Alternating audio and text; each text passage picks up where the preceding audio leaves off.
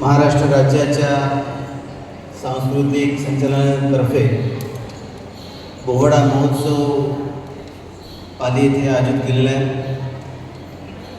या प्रसंगी उपस्थित आपल्या सगळ्यांचा गौरव आणि यावर्षीचा पद्मश्री पुरस्कार ज्यांना लाभलेला आहे, आपण खरं तर सगळेजण भाग्यवान आहोत की आपल्या मातीतल्या माणसाला, आपल्या जिल्ह्यातल्या माणसाला भारतातल्या अशा सर्वोच्च पुरस्कार जो मिळाला आहे, असे डिकल्या बाबा धिंडा सर सोबत पाटील कुटुंबीय यांच्या माध्यमातून हा महोत्सव इथे साजरा होतोय. सर्व आयोजक, उपस्थित सर्व या बोहडा महोत्सवी ज्यांनी सहभाग घेतला आहे ते सगळेजण, त्याचे सगळे टीम, माता भगिनी बंधू, सर्व आयोजक, खऱ्या अर्थाने आपल्या महाराष्ट्राचे लाडके मुख्यमंत्री देवेंद्र फडणवीस आणि सांस्कृतिक कार्यमंत्री माननीय आशिषजी शेलार साहेबांच्या संकल्पनेतून जो बोहडा महोत्सव होतोय, याला एक वेगळा अर्थ आहे. हा एक केवळ बोहडा महोत्सव नाही, आपली जी संस्कृती आहे, आपली परंपरा आहे, चालीरीती आहे, ही टिकली पाहिजे, संवर्धित झाली पाहिजे, पुढे गेली पाहिजे. आणि आपण जे बघतोय आता, ही बरेच आता नाच बघितले असतील, डान्स बघितले असतील, ही सगळी मंडळी जवळजवळ ज्येष्ठ आहेत. ह्याच्यामध्ये आता तरुण सहभाग झाला पाहिजे, नवीन पिढी सहभागी झाली पाहिजे, छोटे आणि मधले त्याच्यात सहभागी झाले पाहिजे, तर हे खऱ्या अर्थाने पुढे जाणार आहे. परंपरा आपली खूप शतकांची. आपण जे तूर नाच करतो, कांबळ नाच आहे, ढोल नाच आहे, गौरी आहे, अनेक प्रकारचे नाच आहेत. हे देवाला आपण केलेले अळवणी, मागणं आहे.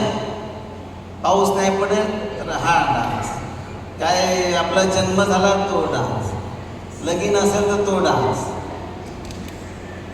एक प्रकारचा गाराणं आपण देवाकडे मागतो.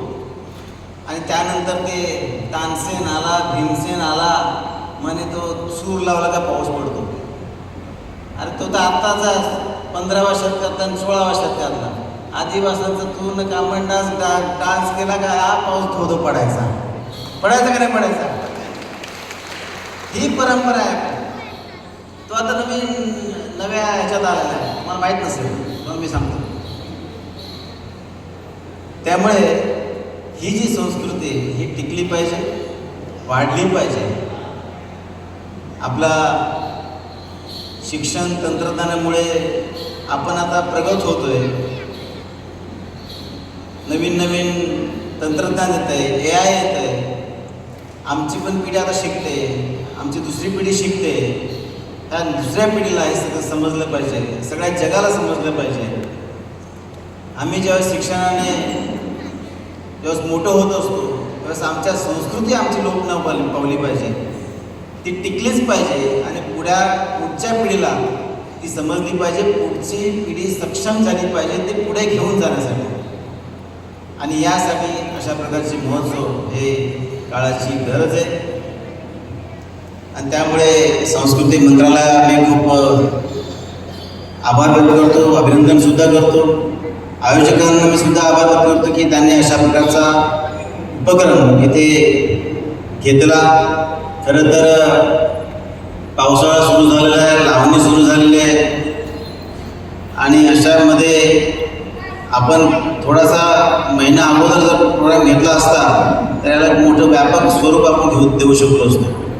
आणि जिल्ह्यातले असे अनेक गट संघ आहेत जे आपल्या खूप राष्ट्रीय आंतरराष्ट्रीय लेवलला जाऊन चमकतात. ते आपला जो डान्स आहे किंवा जी ओळख आहे दाखवण्याचा प्रयत्न करत असतात. पण तरीसुद्धा आपण हा प्रोग्राम इथे घेतला आहे. मी तुम्हाला विनंती करेन की अशा प्रकारचा प्रोग्राम घेण्यासाठी थोडंसं वातावरण आणि त्याची व्यापक प्रसिद्धी झाली असती तर त्याला अजून मोठा रिस्पॉन्स मिळू शकला असता. तरीसुद्धा येणाऱ्या पुढील काळामध्ये आपण असा प्रयत्न करूया. आपल्याला त्याबद्दल विनंती करतो आणि आयोजकांना मी खूप खूप अभिनंदन करतो, त्यांना शुभेच्छा देतो. आणि सर्व जे इथे खूप लांबून लांबून सगळे सहभागी होणारे संघ आलेले आहेत त्या सगळ्यांना मी शुभेच्छा देतो आणि थांबतो. जय हिंद, जय महाराष्ट्र.